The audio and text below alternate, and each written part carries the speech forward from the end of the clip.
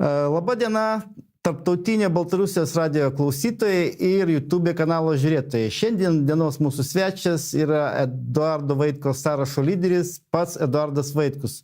Jis jau pakankamai žinomas žmogus Lietuvoje, tapo po prezidento rinkimų ir prieš tai tam tikras ratas žmonių jį taip gana gerai žinojo. Nors tiesą pasakius, aš jūs pirmą sykį pamačiau pas Audrių Naką prieš Jazz studijoje ir jūs su juo ten vesdavot bendras laidas. Paskui jūs dar sykį vėliau pamačiau jau mitingė, dar piketas buvo galbūt prie LRT, atsimenu. Ir ten buvo Algirdas Paleckis, jūs buvot ir ten dar eilė žmonių, tame tarpe ir Vilmantas Pavilaitis, tada man atrodo bendroji fotai su jumis darėsi.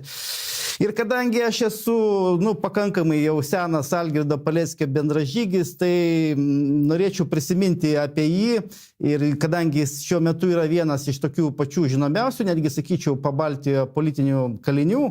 Ir apie jį tikrai daug šitoj erdvėje, kur aš dabar randuosi, apie jį tikrai daug kas žino ir daug jį gerbė kaip tokį, sakykime, kaip ir jūsų pažiūrų, tokį, kaip ir jūs, tokių pačių pažiūrų politiką.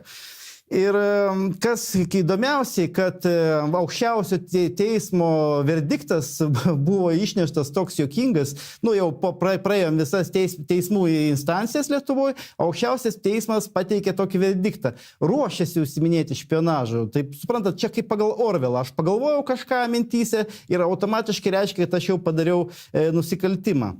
Ką su visu šitu, Eduardai, jūs darysite atėję į valdžią? Ar tai gali sieti su jūsų pirmų punktų programoje, kuri yra patalpinta VRK tinklalapyje? Gal pradėsiu dar nuo paaiškinimo truputėlį. Tai su Algirdu Paleckiu mūsų teisinė sistema ir politinė sistema elgiasi, mano suvokimu, visiškai neteisingai, nes laikyti 1,5 metų žmogų kalėjime, užrakintam 1,5 metų ir tyriant bylą, kai į teismą dokumentai neperduoti, teismas nevyksta, tai tokiu atveju 1,5 metų kalėjimas prieš teismą, kai teismas galėtų pasakyti, kad jis nekaltas. Tai yra tam tikras jau valdžios nuosprendis, nes 1,5 metų iš žmogaus gyvenimo nieks atgal nebesugrąžins. Bet tai yra valdžios nuosprendis, kad teismas nebegali pasakyti, kad jis nekaltas, nes tada nebejotinai turės būti kompensacijos, moralinės ir kitokios žalos.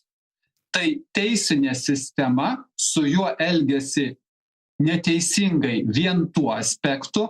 Ir čia ne tik mano nuomonė, ar virš 50 signatarų, Lietuvos nepriklausomybės aktų signatarų taip pat pasirašė raštą generaliniai prokuroriai, ką jūs darote su Lietuvos piliečiu. Tai pirmas punktas.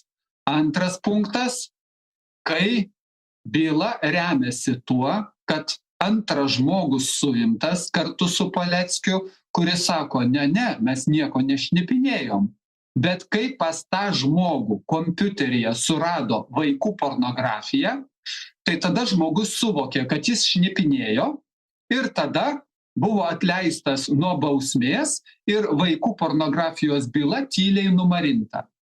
Tai tokiais argumentais remiantis bet kurį žmogų, nes galima surasti, nupirkti, įtikinti kitus žmonės būti liudininkais, bet kurį žmogų galima uždaryti į kalėjimą. Ir trečias aspektas. Atsistodamas šalia Algirdo Paleckio ir pasakydamas, kad teisinė sistema taip elgiasi neteisingai, aš iš tikrųjų labiau ginu save arba kitus Lietuvos žmonės, prieš kuriuos tą teisinę sistemą taip pat gali pasielgti. Ta aš sakiau ir Neringai Venckienei 2020 metais, kai aš šalia jos atsistojau ir sakiau, negalima taip elgtis, taip neteisinga ir neteisėta. Venckienės požiūriu. Lygiai tas pats buvo ir Algirdo Paleckio požiūriu. Ir paskutinis niuansas. Kai teismai sakė, pirmi 2 teismai sakė, taip, šnipinėjo, o aukščiausias teismas, kaip jūs ir teisingai gražiai paminėjote, nešnipinėjo, bet ketino. Ir ketinimai buvo pagrįsti to liudininko vaikų pedofilo parodymais. Tai kai šakėmis ant vandens parašoma ir po sekundžio rašto nėra, bet žmogus pagalvojo, o jeigu jis pagalvojo, jis kaltas.